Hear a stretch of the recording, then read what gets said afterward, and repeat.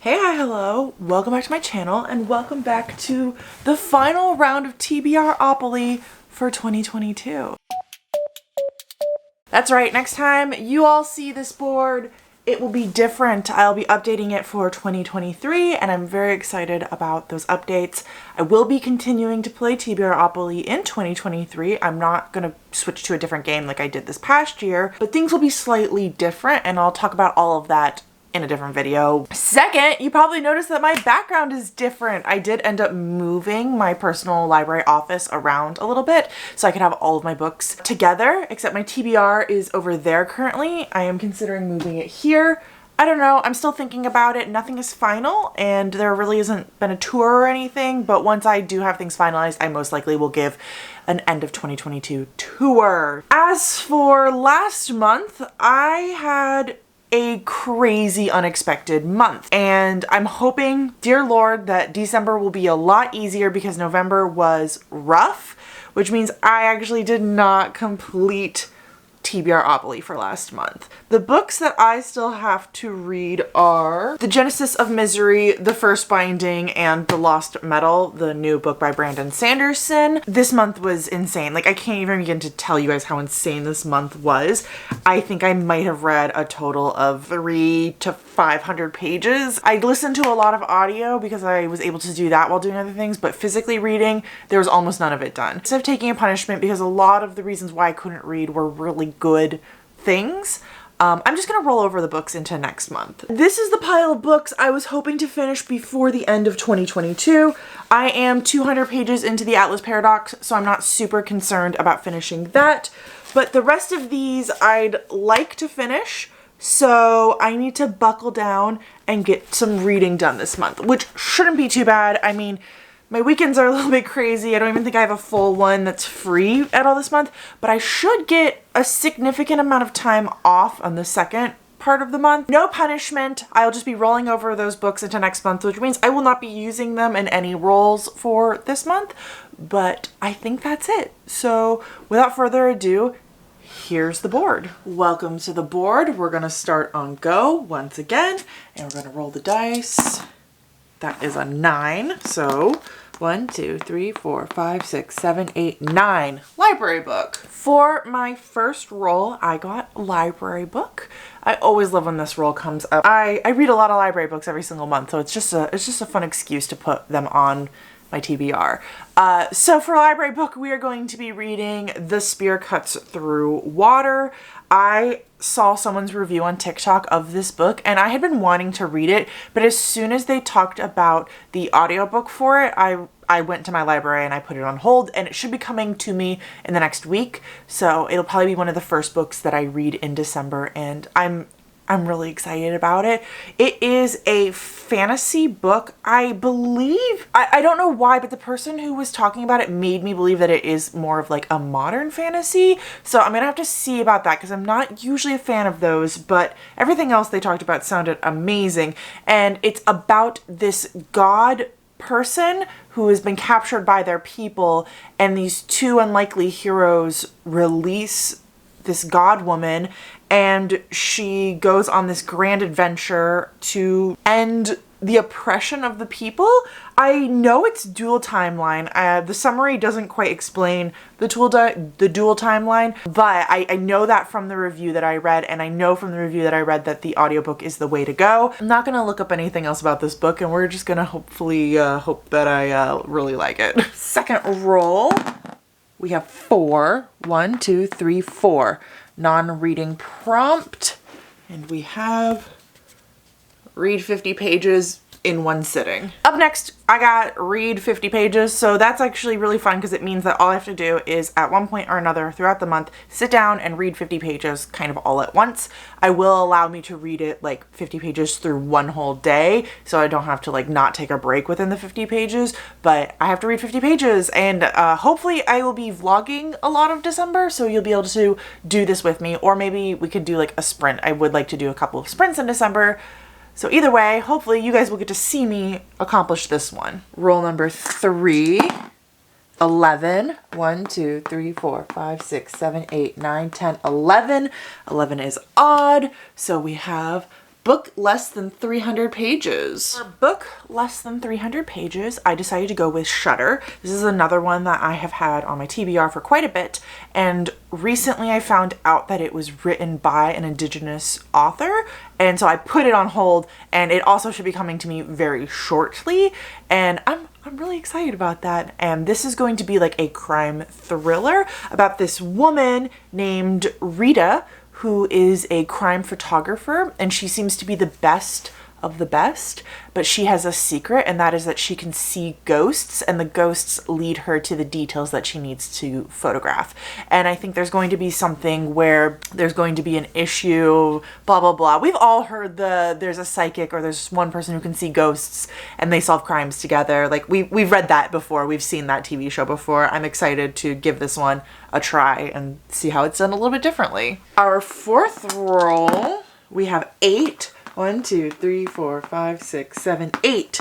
22 and 2022. We don't have any more cards. I go and look at another list that I have, and I'll pull that one up for you in a second. So for my 22 and 2022, the list that I am now referencing, because I have finished my 22 and 2022, except Nona the Ninth. I did look back and realize I hadn't finished Nona the Ninth, hadn't even started it, but I'm too scared to pick it up. So we're not going to be reading Nona the Ninth together. I've been looking at my Intimidating Reads list, which is a list of 12 books that I make every single July, of 12 books I'm really intimidated to read, and I put as much effort in the next 12 months to read those books. I make a video with the list, and then I make a vlog video where after 6 months I react to the video, and then I vlog the books that I haven't finished yet. So I think I'm on track right now. I don't try to pay attention to it in the first 6 months. I try to just let it naturally happen. But in the second 6 months, I like to, put the pressure on myself because it's the vlog and that's a little bit more fun. But the book I will be reading in December from that list will be Scorpica. I can't believe I still haven't gotten to this one yet. I bought this in July, I think it was, and I wanted to pick it up right away. I've just been busy and I've been prioritizing other books, so it would be great to finally be able to prioritize this one. So this is a fantasy book about these 5 queendoms who work together, and then one day women stop being born, young girls stop being born, and there's issues and they got to figure out what's going on, and they've got to solve the problems. And I really, really hope I like it because this cover is gorgeous. I love it so much, and it's been on my shelf for so long that I've grown quite attached to it. So please, please be good. Our 5th roll is 4. 1, 2, 3, 4. Radar. Radar is perfect because I've had a book that rather recently I was considering buying because I've just been in the mood for YA horror again, and I sampled this book in March, I think it was, and I really liked the sample that I read on my Kindle, and then I just now sampled the audiobook and I really liked it again. Like I was still really hooked to it. And so I had gone onto my used book app that I use to buy books, and I had seen it for $3. So I wanted to buy it, but I was waiting until my credits came in so that I could buy it. Anyways, it is on my radar still because I haven't technically purchased it yet. As soon as I purchase a book, it comes off my radar and it goes onto my own books, which is great because that means I can use this. I can use it. That'll be Harrow Lake, and I'm really freaking excited to read it. It's about a girl who's having a lot of issues. Her father is really famous and she's dealing with a lot of issues in her life because of that. Her father is a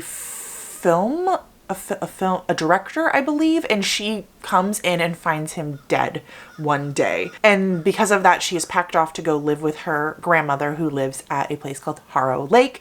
And it's going to be creepy and eerie, and I think she's going to be trying to figure out who actually killed her father, and I'm so excited.